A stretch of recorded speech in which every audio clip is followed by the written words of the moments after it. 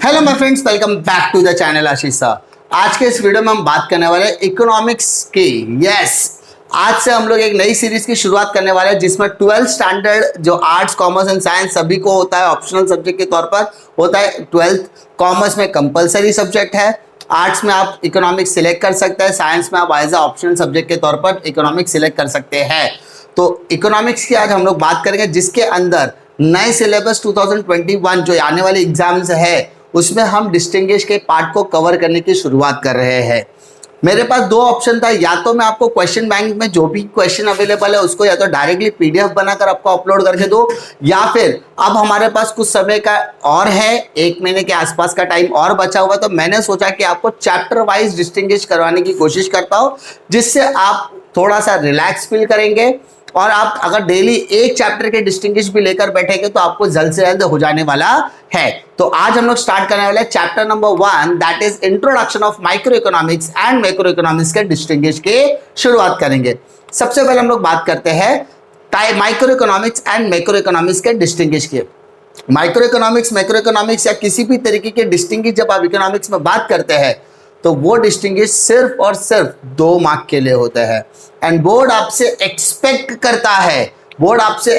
करता है कि आप उस 2 मार्क के आप डिस्टिंग्विश बिटवीन के लिए मिनिमम 2 पॉइंट एक साइड में लिखेंगे और 2 पॉइंट सेकेंड साइड में लिखेंगे, यानी लेफ्ट साइड में 2 पॉइंट, राइट साइड में 2 पॉइंट, टोटल मिला के 4 पॉइंट आपके हो जाते हैं 2 मार्क के पॉइंट ऑफ व्यू से। ठीक है, यानी 2 मार्क के क्वेश्चन के लिए 2 पॉइंट, 2 पॉइंट्स बहुत होता है। किसी को ज्यादा लिखने की मर्जी तो मैक्स टू मैक्स 3 या 4 पॉइंट्स आप लोग लिखिए।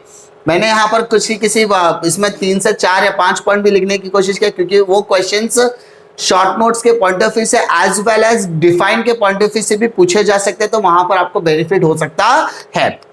तो पहले डिस्टिंग्विश की शुरुआत करेंगे हम लोग micro economics and macro economics. उसका थोड़ा सा टाइपो एरर है, वो थोड़ा सा आप लोग देख लेना, ठीक है, मैं करेक्शन करके दे दूंगा। Micro economics is a study of individual units. Micro economics is a study of individual units, but macro economics is a study of aggregate units. Micro economics is a study of individual unit, macro economics is a study of aggregative. Micro economics छोटे aspect पर ध्यान देता है, individual units पर ध्यान देता है, but macroeconomics aggregate units पर ध्यान देता है, वो एग्रीगेट यूनिट्स के लेवल पर स्टडी करता है। Next, microeconomics is a term derived from the Greek word micros which means small. Microeconomics जो शब्द है वो ग्रीक शब्द से लिया गया है, माइक्रोस, MIKROS, जिसका मतलब होता है स्मॉल। लेकिन macro economics is a term which is derived from also Greek word, the word is macros, MAKROS, जिसका मतलब होता है लार्ज। आई होप आपको समझ में आ गया होगा। It uses slicing method, it uses lumping method. 3 point हो गए।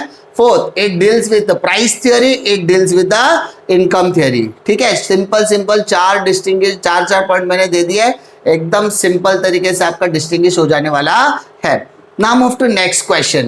The next question is slicing method and lumping method. आपने ब्रेड देखा है? अब बेकरी में जाओगे तो आपको ब्रेड का एक पूरा बंच मिलता है, उसको आप अगर आप पूरा का पूरा लेकर जाओगे वो लंपिंग मेथड है।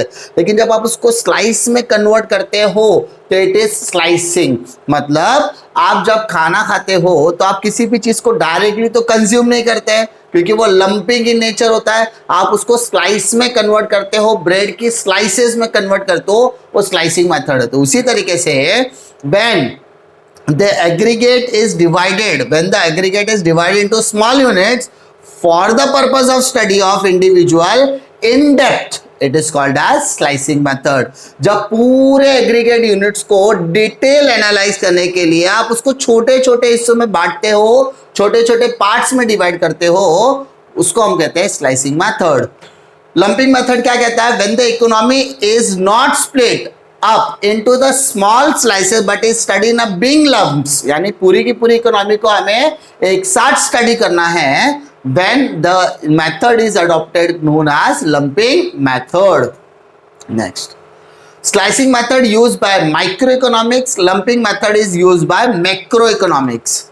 It gives warm eyes views of the economies and it gives birds eyes view of the.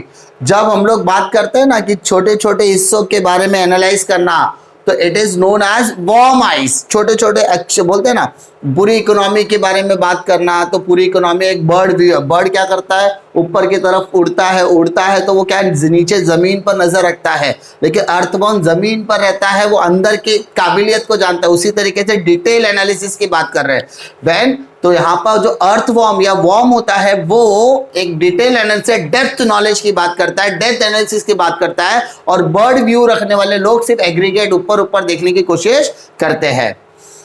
It studies in depth individual units like household firm, consumer, producer, individual wages, prices and income, particular commodity etc. जब हम depth analysis की बात करते हैं तो इसमें individual units की आती है, individual firm, consumer, producer, individual income, prices, ये सब की बात आती है। लेकिन लंपिंग मेथड के अंदर इट स्टडीज द एग्रीगेट, सबकी बात करेंगे, जिसके अंदर हम total employment, national income, national output, total investment, total saving, total consumption, aggregate demand, aggregate supply की बात करते हैं। आई होप आपको इसमें डिस्टिंग्विश में कोई दिक्कत नहीं होगी। Now move to next distinguish which is very very important, partial equilibrium and general equilibrium.